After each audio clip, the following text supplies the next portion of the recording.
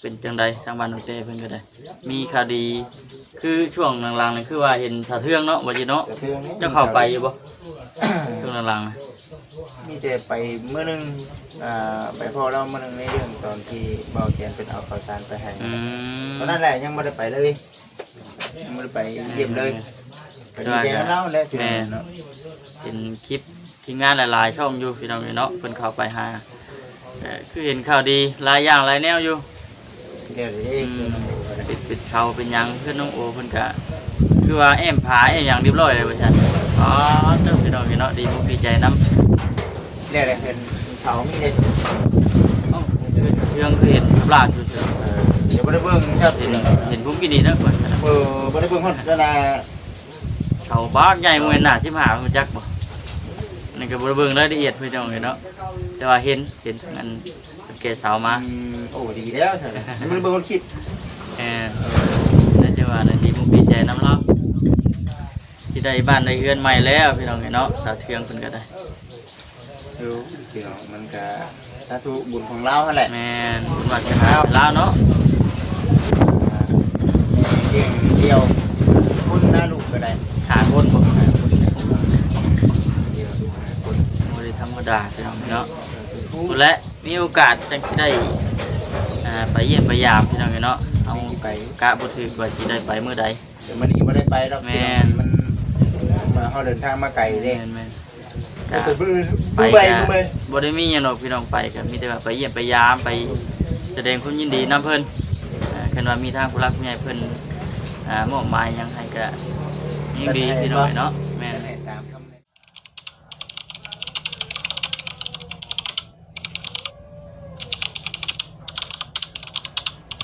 พี่น้องเนาะเปิดคลิปเปิดภาพมากเอาทักทายสบายดีพี่น้องเด้อเนาะพอดีว่ามื้อนี้ยันพากันเดินทางมาเฮือนประตูโจยพี่น้องเนาะก็ถือว่าเพิ่งเติบบ่ได้ขึ้นมาเติบเนาะหลายเดือนเติบเนาะบ่จิเนาะตั้งแต่แม่เฮ็ดตั้งแต่พุ่นแหละตั้งแต่ช่วงนั้นพุ่นพอดีว่ามื้อนี้ก็พากันเดินทางขึ้นมาอีกเนื่องจากว่าแบบใดมีข่าวดีได้มื้อนี้ทางน่าจะเป็นทางแม่เนาะหรือว่าทางแม่เพชรเพิ่นนั่นแหละเพิ่นให้กับทางบ่เสียนเพิ่นเป็นสะพานบุญให้แม่ก็มีของมาให้เราได้พี่น้องเอ้ยมื้อนี้ก็ได้จัดไปตามคำแนะนำของทางพระผู้ใหญ่งานเฮาก็ได้เนาะคือว่ามาฮอดมาถึงแล้วพี่น้องเอ้ยเนาะเข้าของเป็นได้อยู่ได้กินนั่นแหละยังบ่ได้เบิ่งเลยบ่จริงยังบ่ได้เบิ่งนั่นแหละจังหวะเดี๋ยวจังหวะพาน้องFC เพิ่นไปเลาะเบิ่งมื้อนี้ถือว่าได้ออกมาข้างนอกพี่น้องเอ้ยเนาะมื้อนี้โจไปก็ถือว่า4 มื้อ5 มื้อบ่ทำคลิปบ่ได้ลงคลิปเลยพี่น้องกึบดำหน้าว่าซั่นซะดำหน้าดูได้พี่น้องเอ้ยช่วงนี้นะอยู่ในช่วงมันก็บ่เป็นยังเนาะเรียกอยู่หน้าก็เฮ็ดเรียกอยู่นอกก็เฮ็ดพี่น้องปะบ่ได้พี่น้องเอ้ยเนาะปะบ่ได้คันป้านี่พอแห้งแม่นจังว่าโอ้บุญสู่อยู่พี่น้องเอ้ยเข้ามาเบิ่งแล้วก็สิพาพุทธโฆษณาพี่น้องเด้อขอบคุณทุกคนหลายๆเนาะเข้ามาเบิ่งมาชมเนาะดีมีแห้งเนาะออกมาช่วงที่ว่ามันน้ำมันใกล้สิเบิดแน่นะพี่น้องเนาะก็เลยหาโอกาสออกมาตามอีกจักมือ1 2 มื้อก็มันเบิดคันว่าฝนบ่ตกน้ำเนาะตกได้ของใครพอสิได้ใส่ปุ๋ยได้ปุ๋ยก็คือสิยาวแหละพี่น้องยังอยู่บ่จิตใส่บ่ได้ใส่ฮอดปุ๋ยย้อนมาบ่มีน้ำนี่เด้อตกลงมาบาทนึงก็ใส่ปุ๋ยเลยก็ไถประมาณ1 นึงก็สามารถลงน้ำได้แม่นั่นแหละเนาะก็ถือว่ายาวได้ทีแล้วเนาะมีแต่ว่าถ้าน้ำถ้าฝนนั่นแหละพี่น้องเอ้ยฝนก่อนใส่ที่จังได้ดำก็บ่ถึงเวลาถ้าอยู่หน้าใกล้มันได้ดำแล้วหน้าใกล้เพราะว่าเฮามีน้ำปุ๋ยเด้แต่ว่าหน้าใกล้เฮามันหมดหวานเอาพี่น้องเอ้ยเนาะมาทางนี้พี่น้องเอ้ยเนาะมื้อนี้ทวิตคิดว่าสิไปทางบ้านน้องเต้ทวิตเมื่อเช้านี้เลยทำไทยเบิ่งทีมงานก่อนว่าซั่นแม่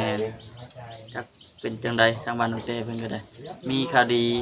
คือช่วงหลังๆนี่คือว่าเห็นสะเทืองเนาะบ่จิเนาะเจ้าเข้าไปอยู่บ่ช่วงหลังมีแต่ แต่ไปเมื่อนึงไปพอเราเมื่อนึงในเรื่องตอนที่เบาเสียนเป็นเอาข้าวสารไปให้ตอนนั้นแหละยังไม่ได้ไปเลยยังไม่ได้ไปเยี่ยมเลยไปดีใจกับเราเลยพี่น้องเนาะ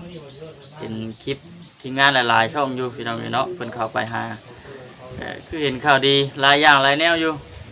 เดี๋ยวนี้ เป็นเสาเป็นหยังเพื่อนน้องโอเพิ่นก็คือว่าแอมผาแอมหยังเรียบร้อยเลยว่าซั่นอ๋อเจ้าพี่น้องเนาะดีมุกดีใจนำ เดี๋ยวเป็นเสามีได้ เรื่องคือเห็นสำราญอยู่เถอะ เดี๋ยวบ่ได้เบิ่งครับพี่น้อง เห็นพุ่มกินดีแล้วก่อน บ่ได้เบิ่งฮอดเวลา เสาบ้านใหญ่มื้อหน้า15มันจักบ่นั่นก็บ่ได้เบิ่งรายละเอียดพี่น้องเนาะแต่ว่าเห็นอันแกเสามา โอ้ดีแล้วใช่ไหมบ่ได้เบิ่งคนคลิป น่าจะว่าดีมุกดีใจนำเราที่ได้บ้านได้เรือนใหม่แล้วพี่น้องเนาะสาเทืองเพิ่นก็ได้ ดูพี่น้องมันก็สาธุบุญของเรานั่นแหละ แม่นบุญวาสนาลาวเนาะ เดียวคุณหน้าลูกก็ได้ หาคนบ่ เดียวคน บ่ได้ธรรมดาพี่น้องเนาะและมีโอกาสจังสิได้ไปเยี่ยมไปยามพี่น้องเนาะเอาไก่กะบ่ถึกว่าสิได้ไปมื้อใด เดี๋ยวมันนี่ไม่ได้ไปหรอกมันมาเขาเดินทางมาไกลเด้ แม่น ไป กะ มือ ไป ไป กะ มือ บ่ได้มีหยังหรอกพี่น้องไปก็มีแต่ว่าไปเยี่ยมไปยามไปแสดงความยินดีนํเพิ่นคันว่ามีทางผู้รักผู้ใหญ่เพิ่นมอบหมายหยังให้ก็ยิ่งดีพี่น้องเนาะแม่น ตามคำแนะนำของแม่เป็นพี่น้อง ไปเดี๋ยวบ่คันสิไปเบิ่งนักกะบ้ารถเพิ่นก่อนเด้อบ่จิตเด้อ โอเคพี่น้อง ไปพี่น้องเนาะเดี๋ยวจะหน่อยก่อนไปเบิ่งซ่องเบิ่งในกระบะก่อนเดี๋ยวจังสิเข้าไปเยี่ยมยามทั้งประตูโจยเพิ่นเป็นแนวใดแน่ว่าซั่นหั่นน่ะพี่น้องป๊าดโตข้าวสาร1กระสอบพี่น้องเนาะลึกกะลีมีนี่ที่ว่าจัดหนักจัดเต็มพี่น้องเนาะเอาจังหน่อยจังสิเข้าไปนั่นหาเราพี่น้องเอาไปแสดงความยินดีนำเรา ไป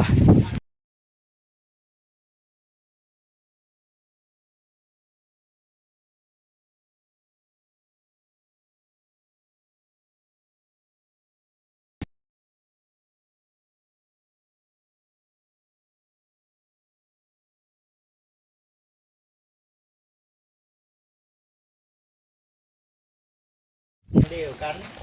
พี่น้องเนาะสวัสดี สบายดีประตูโจยตู้อาโจยพี่น้องเนาะ เพิ่งมาประมาณเนาะ ฮะ ผมเป็น แม่ลืมเลยปะจัก โอ้จนจะลืม อ๋อจนอยากลืมว่าซั่นพี่น้องเนาะคันว่าบ่ค่าเกือบนี่แม่นลืมแล้วอยู่กับไผมื้อนี้ อยู่ผู้เดียวนะ อยู่ผู้เดียวลูกชายเด้ลูกชายโทนเด้ หาหลักจากทำงานเนี่ย ทำงานใส่อีกนะตู้ กูเลยอยู่ไปแถวงานหรอกละลาย เพิ่นไปเฮ็ดงานหยัง ไปเสียงาวิก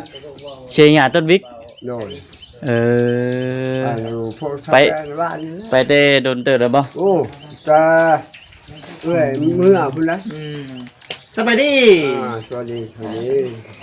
ทักทายสบายดีคือ อยู่ผู้เดียวลูกชายโทนบ่อยู่ ลูกชายไปเอาเมียเลย ไปทำงานแล้ว ว่าฉันเนาะใครบ้างเนาะ ได้แล้ว ไปทำงานแล้ว ทำงานยัง ทำงานไปเฮ็ดวิกนั่นแหละ เชียร์หญ้าต้นวิก วันนี้ เสียต้นวิก ว่าวันนี้ชนะตาเอื้อยเมื่อวันแรกไป วันเถอะเสียหน้า อืม ได้จะบอกเงินนำลูกเลย เพื่อนมาสิก่อนก็จะว่าใช้เงินว่าจะเราเสียมาหาเรามันสวายเลย เงียบเลย เงียบเลยมึงไปล่ะ นอนคนเดียวจักเดือนแล้วนี่ ก็แต่แม่เมื่อ หาอยู่หากินนี่ได้สบาย พอไปหาอยู่คนเดียวไปหาไปเสียงานหาอยู่ได้ มา ช่อง เฮ็ดให้น่ะเฮ็ดให้ปลูกยังไง ปลูกมักทะเลมักแตง โอ้ ลูก อยู่ในดง มัน เนาะ หูแจ้งตาใสเลยพี่น้องก็เลยพอเลี้ยงตัวเองได้ พอ เนาะ เลี้ยงตัวเองแล้ว พอเลี้ยงตัวเองหูแจ้งตาใสเลยแต่ข้าวตะกี้เนี่ยบ่ได้แล้วเนาะ โอ้ไม่ได้แล้วว่ะมันก็เท่าสามพันลังเบาแสนนะ เป็นได้แต่ปัจจุบันนี่เป็นได้เรื่องหูเรื่องตา แจ้งแล้วเลย แจ้งได้เขายังไม่ใช่คือเก่าหรอ ใช้ คันบ่ใช่ดิ บ่ใช้ก็ได้แต่ว่ามันน้ำตามันออกกันของมัน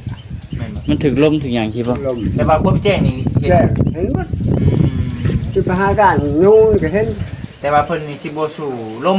อืม อืม ลมแห้งแล้วน้ำตาย่อยเลยนะ โอ้แต่ว่าเจ็บบ่ บ่ปกติ น้ำตาย่อยซื่อ อืม ๆยาดอกพี่น้องเนาะจังได๋จังไดก็ถือ เขาว่า ว่า ได้ให้เราใส่แว่นเสียงทองสิให้แจ้งตั้ง แจ้งกว่าอีก ให้แจ้งกว่าอีก แต่ว่ามันสู่ลมบ่ได้เนาะ อืม อืมได้เข้าวนี่บ่มื้อนี้ โดย ห่วยคนเดียวกินได้แสดงว่าคนเดียวกินได้นี่ บอกว่าโน้แล้วคนพูดเดียวกินกันเรา2 เดือน3 เดือนเลย พูดแล้ว คนเดียวกินพี่น้องเนาะก็จะเป็นในเรื่องไข่แน่สงสัยเพิ่นบ่นี่ โดย ห่วย น้ำปลาบ่ เขาก็ยังแซมมื้อนี้ กินข้าวกับเจ้าอันนั้นเครียดครับ เก็บไปได้ไปหา เพราะอากาศนี้ หาเองเนาะ เออ เห็นดิกลางคืนก็เห็น เห็น โอ้บ่ธรรมดาเด้ประตูนี่เนาะ ถูกแล้วก็ได้เงินเพื่อนนั่นแหละช่วยให้ สุบชีวิตใหม่นะเนาะตะกี้น่ะมืดมัวบ่เห็นหยัง โอ้ให้เพื่อนร่ำรวยเพื่อนผู้เห็นตา เพิ่นว่าเพิ่นตะกี้นะพี่น้องเอ้ยเนาะเราบ่ได้เห็นฮู้อีหยังเลยตะกี้ โอ้ยเฮ้ยsau này sau sẽ lăn bao sen rồi đấy rồi sai thì cái phụ mưa cho phụ นี่ได้บ่ไปนั่งแคมทางกันเนาะ ว่าแต่ไปนั่งป่าเลยเด้นั่งแคมทางแพงเด้อ ก็ถือว่าโอเคอยู่ได้พี่น้องเอ้ยเนาะ rồi ถือว่าดีขึ้นกว่าเก่าเนาะ อืม ดีขึ้นหลายในเรื่องการไปการมา hết mất อันนี้ไผก็นี่ไผสิให้นี่ anh cả lên mới hết anh Rồi, mới hết, đó. nguyên đó sơn há น้ำแน่พอได้แก้ไขเนาะ rồi rồi พอได้แก้ไขน้ำแน่เพราะว่า đó liệu sự việc vậy mà không có là phường tôi rồi tao là cái chứ đâu tôi khâu phải kho du là sống của mình khâu gì บ่ได้เข้าบ่ได้หึงเลย có thương đó thì cái khâu tham cái khuôn này ไปหาคอเดี๋ยวนี้ sao tôi khâu về lại ông con gì sao sao เอาติ๊กเข้าไปแลกเอาเข้า เอาบัดลูกบ่ได้มาส่งบ่บ่ไปหางานเอาเงินน่ะ đó thôi mà một anh xin cho xin mưa cũng chỉ hại đại và anh con chi này mình mà hại đấy mình là ไปเฮ็ดของจีนบ่เดี๋ยวนี้ không bao giờ tôi là không bao hại đâu đấy เออ chơi cho mưa cái không nhầm thành hại mình อืม เป็นสนาเพิ่งจะจังไร เดี๋ยวนี้จะมีทั้งจีนเนาะแถวนี้เนาะ อืม รับเหมางานได้ให้จ้างบ้านเฮาเนาะไป โน่ เฮ็ดเออ แบบว่ากุ๊กมันขึ้น2 3กุ๊กเลยหาพันทิมหาไป2กุ๊ก อืม สั่งกับตัวนั้นแหละ มัน เล ยังก็ ย มันยังก็ กุ๊กมันอันแบบเขาตัดแล้วแต่มันเป็นซ้ำไงสิแง่หน่อยแล้วเขาให้แต่เราเอาไปตัว2ประมาณตัว2ต้นนั้น ต้นเนาะ อืม นั่นแหละพี่น้องกลางเว้นนี่อยู่เฮือนกลางเว้นนี่เนาะ rồi anh cho là phò với 2 sắt đất thôi nhá phải ยามนี้ก็ใช้เวทดีบ่ พอดีใส่ที่แรงนั่นแหละ ไปหาใช้บุงใช้เบ็ด โดน เบ็ดยังก็ เบ็ดอันปลาครึ่ง ได้อยู่บ่ ได้แล้วก็พอก็ได้เงินเขาก็ขายปลาครึ่งแล้วได้เขาหา2 แสนบริเสียค่าไฟหมดนะครับอยู่สุดที่แล้ว เนาะต้องดิ้นรนอีกยาวเด้อประตูเด้อเนาะหายจังได๋ก็ยาที่ได้สันเนาะก็หาไปนี่แหละ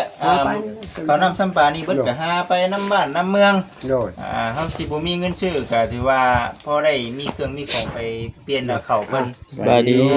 สบายดี เด้อเนาะสบายดี นั่นได้จังว่าหานั่นหานี่ไปได้ข้าวได้น้ำมาได้เฮ้ยเนาะ แม่นแล้ว เพราะว่าบ่ขออนุญาตนำคันซีอาศัยแต่ผู้รักผู้ใหญ่เพิ่นก็ เพิ่ เฮาน ก็ ก็ บ่มีเงินมันอยู่ใกล้เพิ่น แม่เพิ่นก็อยู่ไกลถ้ามีผู้รักผู้ใหญ่เพิ่นจะช่วยก็สาธุเนาะสาธุ กูหมู่กูเป็นกับเพื่อนกูเบิ่งใหญ่ก็ทุกเอาแล้วไปแล้วกันมึงใครคนกะไปหาอยู่หากินเองนี่แหละบอกเห็นบางคนว่าเจ้าไปก็ไปเลี้ยงเขาสิว่าหาปูหาปลาเขาจะกินข้าวหลายๆเนาะกินอยู่ก็มักเลยแต่ว่าไปหาอยู่หากินมาเฮ็ดเรื่องงานพอต้องแบบนั้นเลย เห็นว่าลูกอันเขาอยู่ในเฮือนเพราะว่าที่เขานอนนี่เป็นแบบนั้นนะลูกอ่ะเพิ่น คือทาง ให้ บ่สิบ่ใช่จ้ะ ไปรับจ้างนั่นแหละ รับจ้าง เพิ่นให้ได้เฮือนได้ซ่านแล้วก็ตัวก็ไปหาอีกแนวจะทำยังมีต่อไปแม่นบ่พอแล้วมือสิตายก็ว่า ว้าย ว่าความหมายน่ะเจ้าพยังขึ้นได้แต่ว่าเจ้าก็งานมุโตแล้วเนาะเป็นบ่าวแล้ว เป็นบาเลยติ คำนั้นได้ก็สิเศร้าอยู่มากก็ให้แล้วเนาะ มีคนมักเป็นอยู่บ่ หมอว่าเพื่อนนั่นแหละจังไรจะไปเชื่อมันก็บักแล้วจะคือแบบนี้ก็บ่มีไฟบักบ่ดอก ยังบ่มีคนมักบ่ เออ เบาเขาลูกเต้าเนาะเขาบ่ได้มาสอนสู่พังบ่บ่ช่างเอาไปเอามาเอาเมียเด้อพอเด้ออยู่คนเดียวเขารู้บาด นี่นะเนาะเผื่อว่าวันนี้มาส่งกับมิ ส่วนมากนี่ส่วนมากนี่ทั้งนี้เขาเจ้าไปแต่งการแต่งงานนี่ มันแพงประมาณ สิไปอยู่น้ำเขาหรือว่าเขามาอยู่น้ำพี่ มันอยู่ตามนะตั้งเมื่อก็ได้มาสู่ก็ได้ มันแต่งคารองมันแพงพี่ฮัน จากร้าน คันใด จากด้านทางนี้ คันใด2-3คนนี่มันชื่อว่าดิโก้แล้ว โอ้ อ่ะผู้นึง30-40ล้านก็มี โอ้ รอมื้อก็มื้อไทยหน้าบ่เคยเนาะ เอามาแห้งที่มาแทนหน้าบ่ที่ บ่มีหยังไทยก็เอาเมียนะให้มันเฮ็ดควาย 30-40ล้านเลย ไปสิมาใกล้บาดนี้เนาะ 30-40ล้านแล้วมาไถนาเพิ่นติ เอาคณะมัน10ดังว่าคือส่งตกเลยคณะเนาะ ก็อยากแต่งอยากแปลงอยากช่างครอบช่างกลัวเลยเนาะเห็นว่าก็ได้ โคงเนาะ มันก็บ่ได้ถึงขั้นว่าผู้เขาร้อยล้านได้ซะเขามาเฮ็ดหยังซะ โยเขาก็ยังคณะเนาะเขาเนี่ยเขาได้ยินอยู่เนาะเอาผมมีอยู่ ก็เว้าในป่าในคอเนี่ยบ่มีก็ขอเพิ่นรู้ว่าบ่ช่างได้พี่น้องเนาะผู้เพิ่นเป็นลูกไผ่ได้เครื่องเนาะผู้เพิ่นอยู่นี่ได้เนาะคือว่าแล้วมาอยู่นํกันสร้างครอบครัวนํกันเนาะอยากเฮ็ดอยากหาอยากสร้างบ่สร้างทั้งที่ทั้งน้องใช้ผลเพิ่นเรื่องเราในผลเฮาก็บ่ฮู้เนาะว่าบ่เชื่อบ่ที่ได้ผู้เพิ่นมักเพิ่นฮักแฮงสิได้ไปอยู่นํเขา หรือว่าลูกไผ่อยากมาพี่ก็อยู่พี่ em lúc là hình sang cái đây làคือว่าเพื่อนเลยเพิ่นเอาเสร็จว่าแล้วจะเฮือนไผมาเจ้าบ่มีหานั่นนี่ก็ถือเพิ่นว่า แม่นแน่เนาะ แล้วจะเฮ็ดไปซะเฮือนนอนได้กินบ่เฮือนซุว่าจะนอนเนาะเพิ่นก็คือบ้านคือเมืองหาเจ้าก็เพิ่นสร้างให้แล้ว แม่นผู้ใหญ่เพิ่นสร้างให้ มันเป็นคนสามารถเฮาได้ตัวนี้ โอ้ยคือว่ายังคือบางหันพอตายในเฮือนนอนแล้วคือบางแย่งนะ เรื่อง รอพี่ยัก ตัวเองนี่ขึ้นอยู่กับเจ้าของมัน โดย คันสามารถเลี้ยงพ่ออยู่ในเฮือนได้น่ะถือว่าโอเคแหละพี่น้องเนาะเรื่องนั้นเรื่องนี้เฮาก็บ่หวั่นดอกก็บ่ให้พ่อแม่อุกใจนั่นนี่ก็ถือว่าโอเคละคันว่ายังปัจจุบันยังปากเปียกอยู่นี่ก็โอ้ยพี่น้องยัง โอ้ เฮาก็ยังบ่ปล่อยวางใจเนาะ นะ ก็คือว่าหาจิตใจไผเล่าเนาะมันก็ขึ้นอยู่กับตัวเจ้าของเองเขาก็สิบุกสิบืนมากเลยเนาะไม่ใช่เต็มโตแล้ว ไปทุกก่อนเมื่อทุกก่อนก็เลยเงินชั้นห้าหายพอชั้น มี ห้า เสียนหาบ่ ชั้นห้าหายทุกก่อน เด้นะมัน แล้วก็พอกับพลิซีข้าไพ่แล้วก็เพิ่งกลับมันบ่มีเงินก็ให้พอให้ยี่หายฝันหมดเลยเอาคืน ให้พอแล้วเอาขึ้นมันบ่ เออ โอ้ยเนาะตัดแม่นะเนาะก็สิเป็นลักษณะนี้แหละมันก็ดีใจนำเพิ่นได้มื้อนี้โอ้ได้ไข่ ซาเนาะ 90เป็นบ่เก่า 2เตะ สองเตะ เด้ก็60เนาะเอา60องเนาะ60หน่วยพุ่นได้60หน่วยเข้าอีก50โล30กิน โอ้บ่กินผู้เดียวแล้ว จาก 3 เดือน เดือนนู่นละ 3 เดือน ก็ลงผู้เดียวได้ โอ้สู พอ ไป กินช่วย